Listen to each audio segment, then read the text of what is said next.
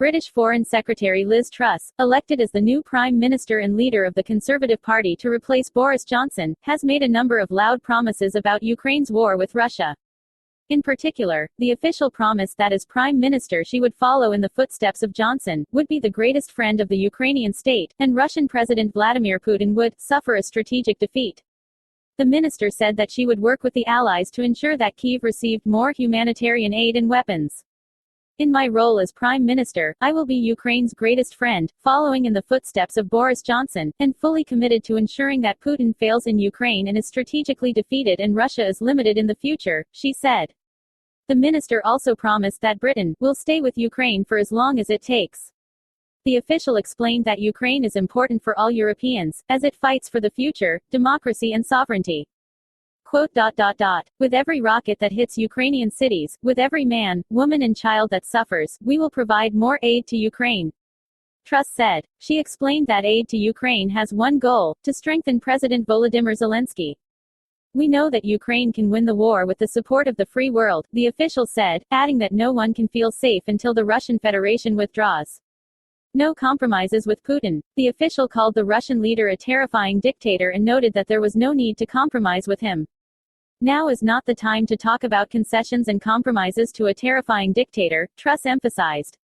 The fact that Putin is trying to destroy Ukraine, he is only creating a more powerful, united nation. Now, more than ever, Ukraine must win, Truss stressed. The Ukrainian defenders successfully repelled 9 attempts to attack the invaders, and in the Kramatorsk direction of the armed forces of Ukraine they drove the enemy out of their previously occupied positions. Source: General Staff. Literally, the enemy continues to focus his efforts on establishing full control over the territory of the Donetsk region, maintaining the temporarily captured areas of Kherson, parts of Kharkiv, Zaporozhye and Nikolaev regions. The threat of massive air and missile strikes on military and civilian infrastructure throughout Ukraine remains. In the Black Sea, carriers of enemy-caliber sea-launched cruise missiles are still in readiness for use. Details: during the day on September 5, the enemy carried out more than 40 shelling with MLRS and more than 25 air strikes in order to destroy military and civilian objects on the territory of Ukraine. The enemy launched airstrikes on areas of Zaliman settlements in the Kharkiv region, Dmitrovka, Bogorodikno, Zaitsevo, Kodyma, Soledar, Yakovlivka, Krasnogorovka, Donetsk region and Dorozhnyanka, Zaporozhye region. In the Yuzhno-Buj direction, the enemy is concentrating on the defense of previously occupied lines and positions, continued shelling in the areas of the settlements of Kvitniv, Shevchenkovo, Lubamirovka, Novogrigorovka, Posad Pokrovskoye, Ukrainka, Pribushkoye, Limany, Luparevo, Mirnoye, Alexandrovka and Tavrichesky. The General Staff reports that the command of the military units of the 1st Army Corps of the Russian occupation forces is taking measures to force the transfer of military personnel to a contract, which makes it impossible for them to be dismissed from military service for 3 years. In addition, lump sum payments for signing such contracts do not apply to this category, which significantly reduces the moral and psychological state of the personnel. The enemy continues to commit illegal acts in the Kherson region. Thus, the Russian occupiers turned off the Kakhovskaya hydroelectric power station, which led to the blackout of parts of the Kherson and Zaporozhye regions.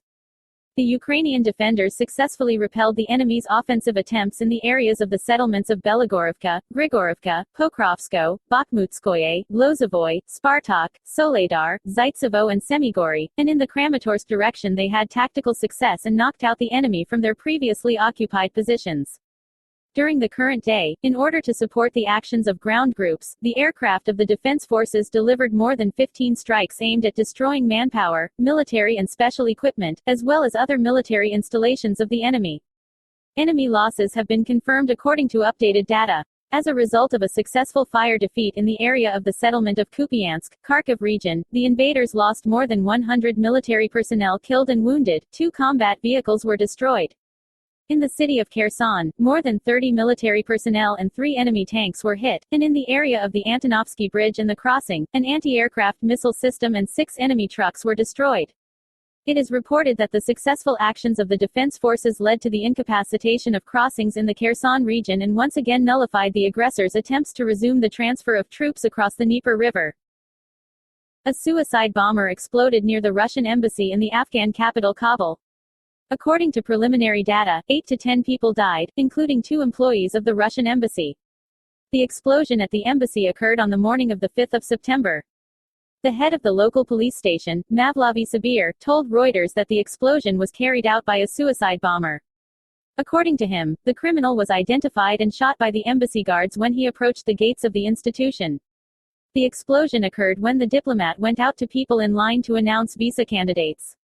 The interlocutor of the agency in the Estiqlal hospital closest to the embassy said that at least 10 people were killed, 8 more were hospitalized. Press secretary of the President of Russia Dmitry Peskov said that it was a terrorist attack, absolutely unacceptable. In general, we strongly condemn such a terrorist act and, of course, now the main thing that needs to be done is to get information from the field about what happened to our diplomatic representatives, he said at a briefing with reporters. Russian Foreign Minister Sergei Lavrov said that Moscow expects that the organizers of the attack will be punished in the near future. Russia is one of the few countries that retained an embassy in Afghanistan after the Taliban seized power in the country. Officially, Moscow does not recognize the Taliban government, but Sergei Lavrov, among others, has negotiated with them.